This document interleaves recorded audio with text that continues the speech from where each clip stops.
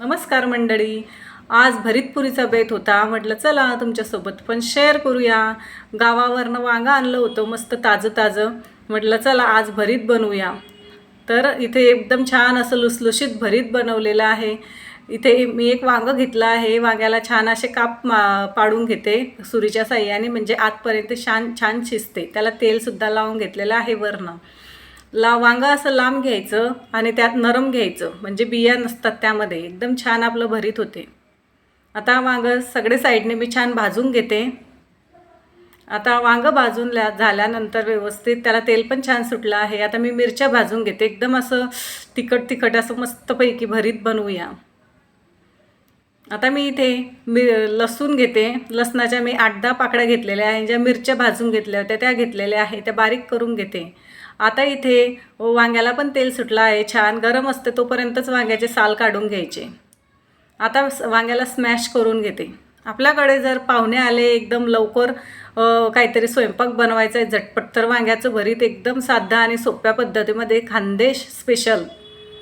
आता मी कढईमध्ये तेल घातलं होतं. त्यामध्ये मी ओवा घालून घेतला आहे. तुम्ही जिरंसुद्धा घालू शकता. ओव्याने छान टेस्ट येते.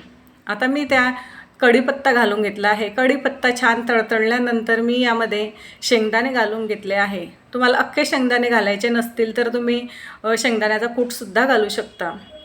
आता आपण इथे लसूण मिरचीची पेस्ट घालून घेतली होती. ती पण छान झाल्यानंतर मी इथे कांद्याची पात घालून घेतली आहे. आपले कांद्याची पात छान परतून घेऊया. कांद्याची पात जर नसली तर आपण इथे कांदासुद्धा घालू शकता. कांद्याची पात एकदम जास्त पण शिजू द्यायची नाही. एकदम ती नरम झाली का लगेच आपण त्यामध्ये भरीत घालून घेऊया. आता आपली कांद्याची पात छान छान नरम झालेली आहे. आता त्यामध्ये आपण जे स्मॅश केलेलं भरीत होतं वांगं ते घालून घेऊया. एकदम साध्या सोप्या पद्धतीमध्ये कमी साहित्यामध्ये झटपट होणारी ही वांग्याचं भरीत आहे. छान एकजीव करूया. वेळ पण कमी लागतो आणि शिजायला पण कमी वेळ लागतो. एकदम 5 मिनिटामध्ये आता आपलं भरीत रेडी आहे. आता भरीत छान शिजलेलं आहे. आता त्यामध्ये चवीनुसार आपण मीठ घालून घेऊया.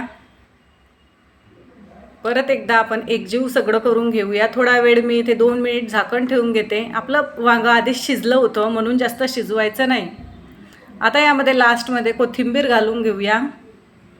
कोथिंबीर घातल्यानंतर आपलं वांग्याचं भरीत रेडी आहे. एकदम साध्या सोप्या पद्धतीमध्ये झटपट होणारे हे वांग्याचं भरीत. तुम्हाला जर का ही वांग्याचं भरीत ही रेसिपी आवडली असेल तर मला लाईक करा, शेअर करा आणि सबस्क्राईब करा. बाय.